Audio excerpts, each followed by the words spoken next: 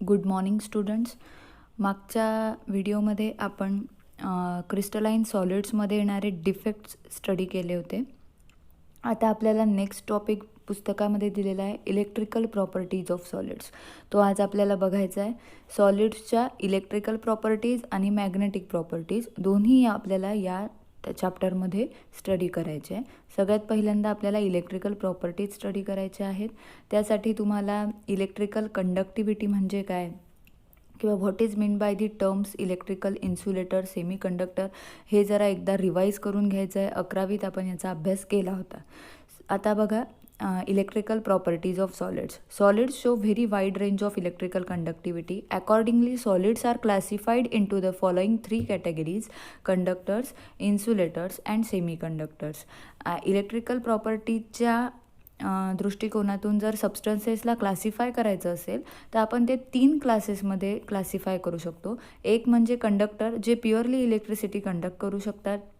दुसरे म्हणजे इन्सुलेटर, जे इलेक्ट्रिसिटी कंडक्ट करू शकत नाहीत.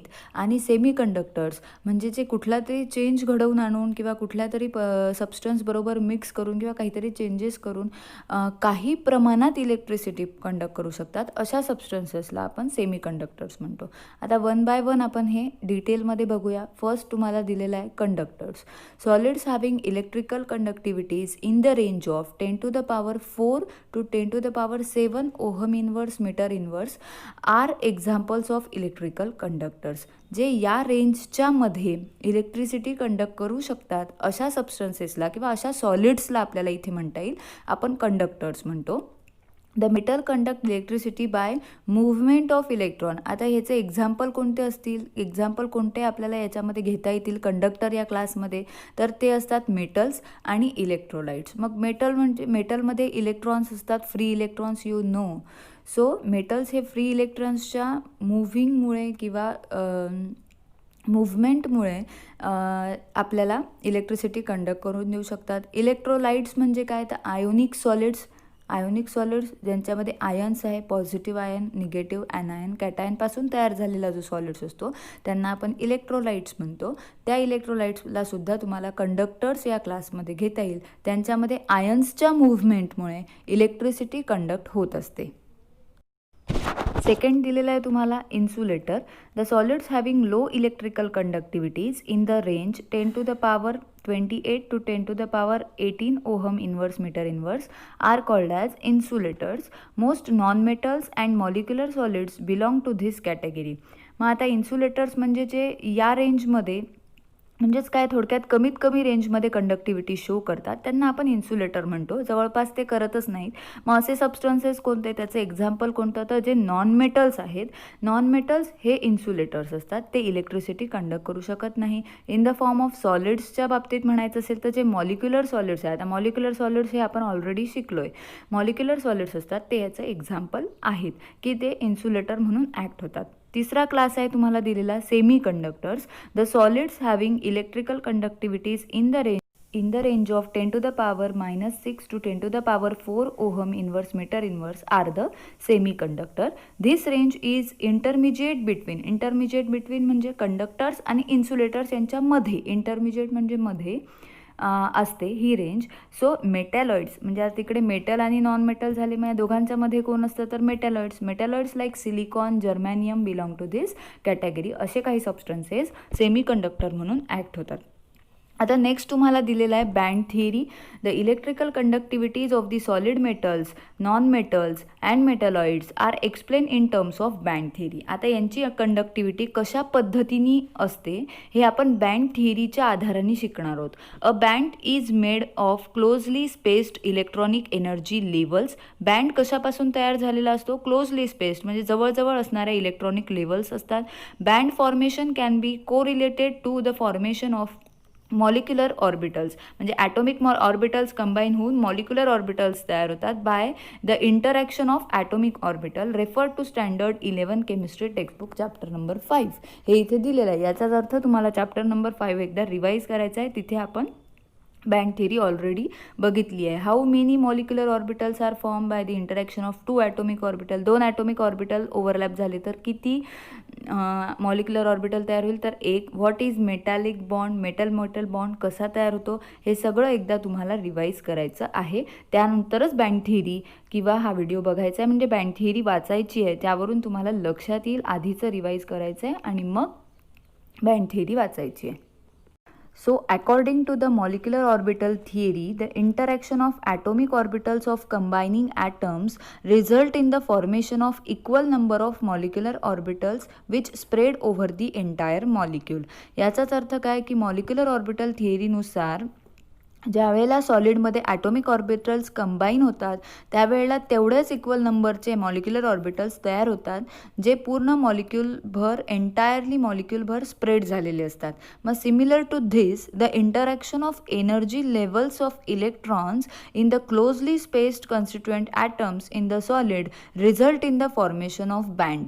अशा पद्धतीने ज्यावेळेला एनर्जी लेवल्स एकमेकांसोबत इंटरॅक्ट होतात इलेक्ट्रॉन्सच्या त्यावेळेला फॉर्मेशन ऑफ बँड होतं. ते बँड्स तयार करतात, इलेक्ट्रॉनिक बँड्स तयार करतात. And the band theory considered the formation of 2 types of band. मग ही बँड थिअरी 2 टाईपचे बँड तयार होते असं आपल्याला सांगते. पहिला असतो कंडक्शन बँड आणि दुसरा असतो व्हॅलन्स बँड. अँड अनादर एक इम्पॉर्टंट कन्सेप्ट इथे असतो, तो असतो band theory is in the band theory is band gap. या 2 बँडमध्ये असणारा गॅपसुद्धा एक महत्त्वाचा रोल प्ले करतो. तो सुद्धा पॉईंट आपल्याला पुढे बघायचा आहे. पहिला पॉईंट आपल्याला इथे पहिल्यांदा बघायचा आहे तो आहे कंडक्शन बँड आणि दुसरा आहे व्हॅलन्स बँड. कंडक्शन बँड आता आपण बघूया. The highest energy band containing electrons in the conduction band. इथे सगळ्यात जास्त एनर्जी असणारा बँड म्हणजे कोणता म्हणता येईल तर तो आहे कंडक्शन बँड. हा कशामुळे तयार होतो? It is form by the interaction of outermost energy levels of closely spaced atoms in the solid. सॉलिडमध्ये प्रेझेंट असणारे जे ॲटम्स आहे त्यांच्या ज्या आउटर मोस्ट एनर्जी लेवल्स आहेत त्या कंबाईन होऊन हे इंटरॅक्टिव्ह बँड्स तयार होत असतात, ज्यांनाच आपण कंडक्शन बँड म्हणतो. यांना कंडक्शन बँड म्हणण्यामागचं कारण हे की हे इलेक्ट्रिसिटी कंडक्ट करतात in the high amount. Conduction band may be partially occupied or vacant. ते पार्शियली ऑक्युपाईड असतात किंवा व्हॅकंट असतात हे bands. And electrons in the conduction band यांच्यामधले जे इलेक्ट्रॉन्स असतात ते कम्प्लिटली मोबाईल असतात, डिलोकलाइज असतात. म्हणजे या ठिकाणाहून त्या ठिकाणी ते जाऊ शकतात, मूव्ह होऊ शकतात ओव्हर दी एंटायर सॉलिड. पूर्ण सॉलिडभर ते मूव्हिंग असतात, डिलोकलाइज असतात आणि असं असतं म्हणूनच ते इलेक्ट्रिसिटी कंडक्ट करू शकतात, नाहीतर ते करू शकले नसते आणि म्हणूनच त्यांना आपण कंडक्शन बँड असं म्हणतो. हे कंडक्शन बँड्स इलेक्ट्रिसिटी तेव्हाच कंडक्ट करू शकतात ज्या वेळेला आपण त्यांना इलेक्ट्रिकल पोटॅन्शियल अप्लाय करतो, म्हणजे बाहेरून इलेक्ट्रिकल पोटॅन्शियल देतो त्यावेळेला कंडक्शन बँड कंडक्टिव्हिटी शो करतात किंवा इलेक्ट्रिसिटी कंडक्ट करू शकतात. सेकंड पॉईंट तुम्हाला दिलेला आहे आता इथे valence band. The band having lower energy than the conduction band is the valence band. Conduction बँडपेक्षा कमी एनर्जी असणाऱ्या बँड्सला आपण व्हॅलन्स बँड्स म्हणतो. मग the electrons in the valence band are not free to move. Valence बॉन्डमधले जे electrons असतात ते फ्रीली मूव्ह होऊ शकत नाहीत because they are tightly bound to the respective nuclei. त्या पर्टिक्युलर ॲटममधल्या न्यूक्लियसशी ते व्हॅलन्स बँडमधले इलेक्ट्रॉन्स बाइंड असतात. You know valence meet valence शेलमधले म्हणजे लास्ट शेलमधले इलेक्ट्रॉन्स. सो हे फ्री टू मूव्ह नसतात, त्यामुळे यांची एनर्जी पण कमी असते आणि कंडक्शन बँडपेक्षा व्हॅलन्स बँड मग थोडासा कमी इफेक्टिव्ह आपल्याला म्हणता येईल. आता इथे तिसरा कन्सेप्ट तुम्हाला दिलेला आहे तो आहे बँड गॅप. व्हॅलन्स बँड आणि कंडक्शन बँडमध्ये असणारा गॅप, हेच गॅप डिसाईड करतं की तो सॉलिड इलेक्ट्रिसिटी कंडक्ट करू शकतो किंवा नाही करू शकत. आता ते कसं? The energy difference between the valence band and conduction band is called as band gap. ही बँड गॅपची डेफिनेशन इथे तुम्हाला दिलेली आहे. जो कोणता एनर्जी डिफरन्स असेल in between valence band and conduction band is called as band gap. The size of the band gap decides whether the electrons from valence band can be promoted to vacant conduction band or not. When band gap is too large to promote the electrons from valence band to vacant conduction band by the thermal energy, it is called as forbidden zone. म्हणजेच काय? हा band गॅपच decide करेल की समोरचा substance किंवा समोरचा solids जो आहे तुमचा तो एनर्जी किंवा इलेक्ट्रिसिटी कंडक्ट करू शकतो की नाही करू शकत. जर बँड गॅप खूप जास्त असेल, band gap decides whether the electron from valence band to can promoted to vacant conduction. म्हणजे व्हॅकंट कंडक्शन बँडमध्ये तुमच्या व्हॅलन्स बँडमधून इलेक्ट्रॉन प्रमोट होऊ शकतात की नाही हे बँड गॅप डिसाईड करेल.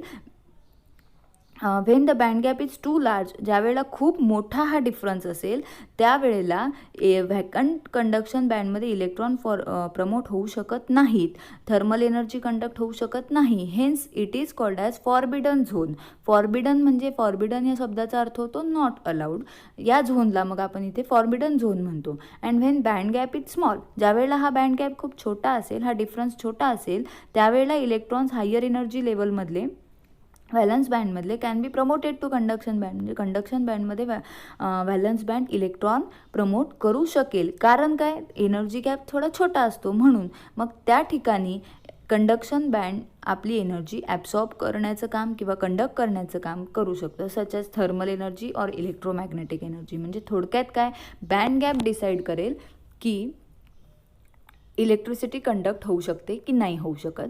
व्हॅलन्स बँड आणि कंडक्शन बँड हे दोन प्रकारचे बँड आहेत. कंडक्शन बँड हा पूर्णपणे व्हॅकंट आहे, रिकामा आहे, त्यामध्ये इलेक्ट्रॉन्स फ्रीली मूव्ह होऊ शकतात. आणि व्हॅलन्स बॉन्डमधले इलेक्ट्रॉन जे आहे, व्हॅलन्स बँडमधले जे इलेक्ट्रॉन्स आहेत ते इलेक्ट्रॉन्स न्यूक्लियाला बाउंड असतात. मग हे न्यूक्लियाला बाउंड असणारे इलेक्ट्रॉन्स जर प्रमोट होऊन वरच्या एनर्जी लेवललाच म्हणजे कंडक्शन एनर्जी लेवलला गेले तर इलेक्ट्रिसिटी कंडक्ट होऊ शकते. गॅप कमी असेल तर इलेक्ट्रिसिटी कंडक्ट होऊ शकते. आणि बँड गॅप जर खूप जास्त असेल, एनर्जी डिफरन्स खूप जास्त असेल व्हॅलन्स बँडमधला आणि कंडक्शन बँडमधला, तर तिथे इलेक्ट्रिसिटी कंडक्ट होऊ शकणार नाही. म्हणजे मग तो substance as a conductor act होणार नाही. थोडक्यात काय, बँड थिअरी डिसाईड करते किंवा बँड थिअरी आपल्याला एक्सप्लेन करते सॉलिड्सचं, क्रिस्टलाइन सॉलिड्सचं कंडक्शन कशा पद्धतीने होऊ शकतं ते. इथे तुमचा बँड थिअरी हा टॉपिक कंप्लीट झाला.